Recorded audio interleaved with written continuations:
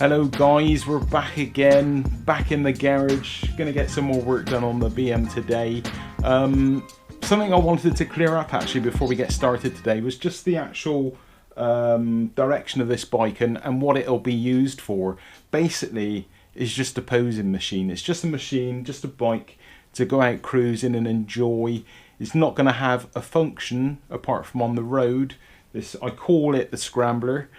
I probably will end up changing that, and we'll probably end up naming the bike between us and kind of come up with some kind of idea of a name.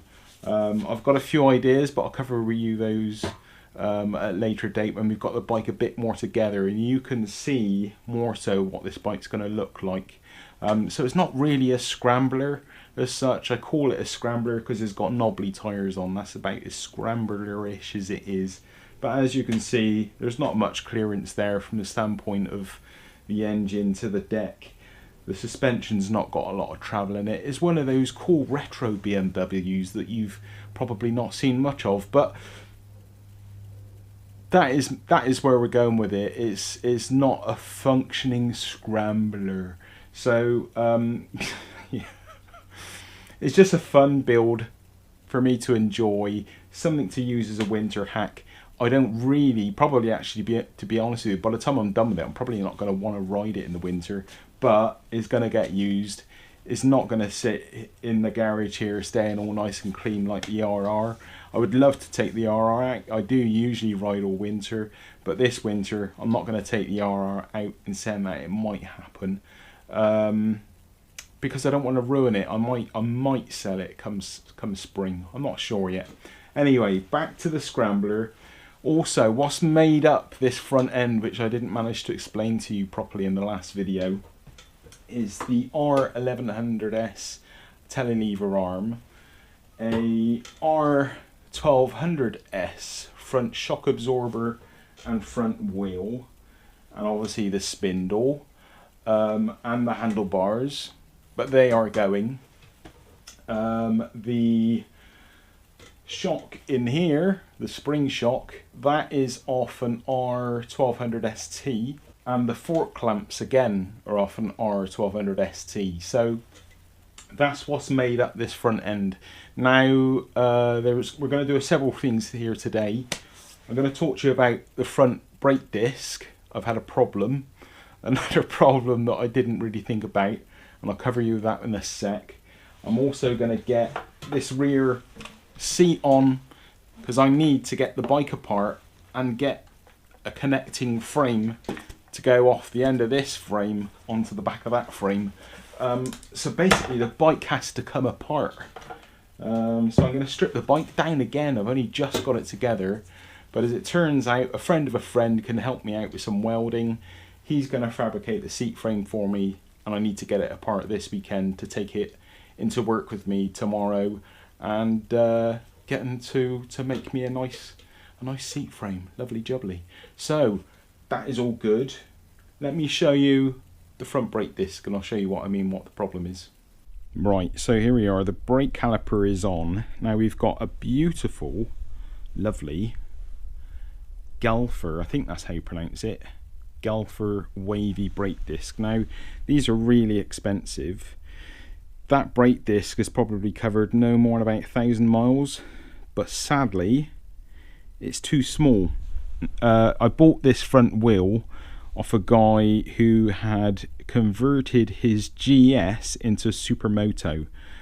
Don't ask me why, but that's what he had done.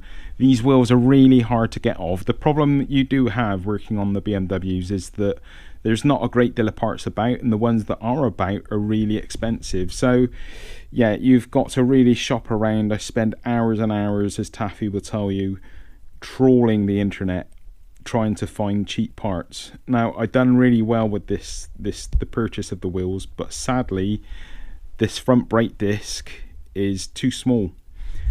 Okay, if you look at this lovely nice new brake caliper, it doesn't line up properly with the brake disc.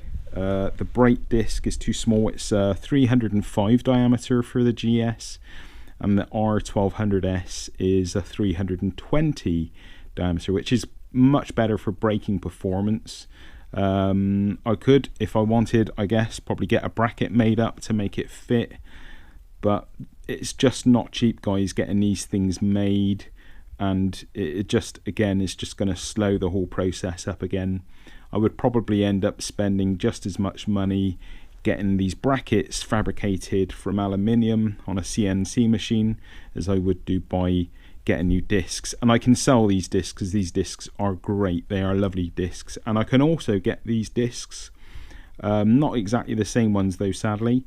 I can get TRW discs from my work at trade price, so I might go with those TRW new brake discs from work at trade, which should save me a bunch of money and they'd be brand new. So that is the kind of problem with the with the brake discs as such. Now let's move on to getting this thing here, this seat frame, set up in some way on the back of the bike, so I can get some diagrams drawn, some photos taken, and get the guys, my mates, to make me up a nice new seat frame so I can get this fitted on the bike and we can make some even more progress.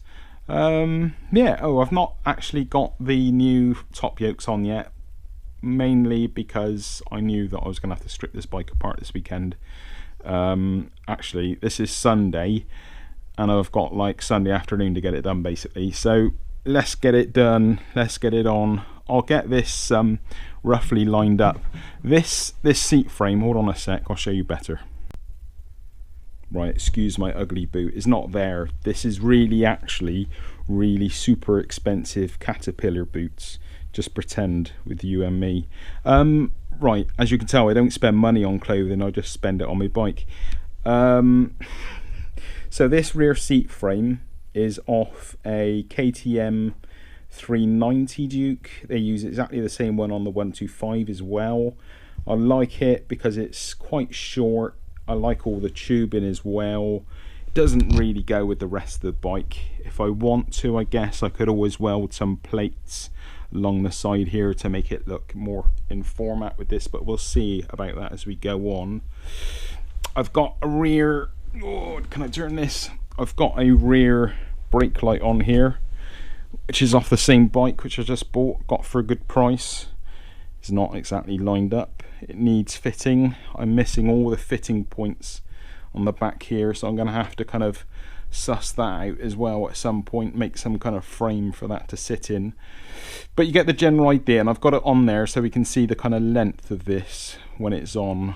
Right, let me get it on the back of the bike and then we can have a little look at it. Right, I've had a little mock-up. Here it is. Basically, the tank is roughly where it's going to sit. It's not going to sit there exactly. That is not the handlebars I'm going to use. I'm not going to put those on as well for the purpose of this, but this is basically just to show and get some perspective on that seat. It looks probably worse on this camera. I need to put the camera on. This has got a bit of a fisheye on it, so it doesn't really give a true perspective. But I'm kind of happy with the length of that. I don't think it really shows very well. It's quite aggressive, isn't it? It's a bit up in the air. But we've got quite a big gap at the moment down through in the tank here. So I'm figuring the higher I have that seat, the easier it's going to be to slope off the seat onto the tank, and it's not going to be so much kind of trying to, if the seat was lower, then the seat would have to kind of come down and go up, and I don't want anything like that. So I think I'm kind of happy-ish with that kind of setup for the rear seat frame. I've just temporarily put one bolt through here and very roughly lined up on here, and on the bottom I've got a few clearance issues inside here. I would like to really run a bar all the way through from one side to the other. This is the original lower seat frame mounting point, and I want to kind of roughly get it you know, so it's lined up, but there's clearance issues there with the if I have a bolt going all the way through and this spring. So yeah, I'm gonna have a chat with the guys and see what they recommend. We have got another bar in here on the original framework. Maybe we can weld onto this, I'm not sure. So that's what I've got at the moment. I'm gonna take some photos for the guys, do some kind of measurements, and yeah, hopefully with that they can make me up something to allow me to fit it. But at the moment it's all kind of it's not a million miles away.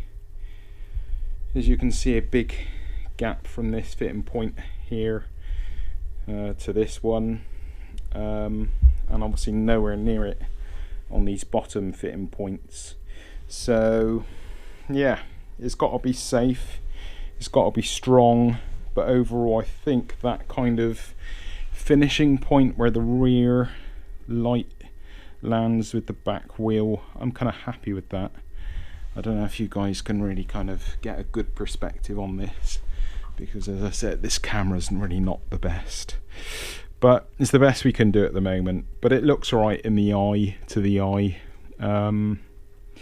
So yeah, I'm going to take some photos and take some measurements and do a few drawings, and yeah, then I'm going to get this bike taken apart, stripped down. Ooh, I really don't want to strip it down, but I have to. There we go. Right guys, let's get on with it.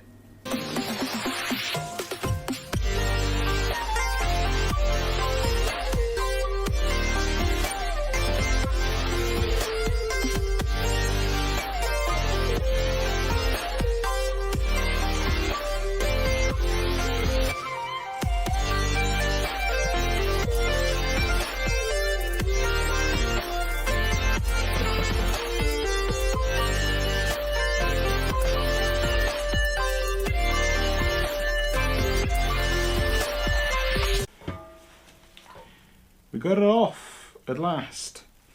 So now I can go get this all welded to the seat frame.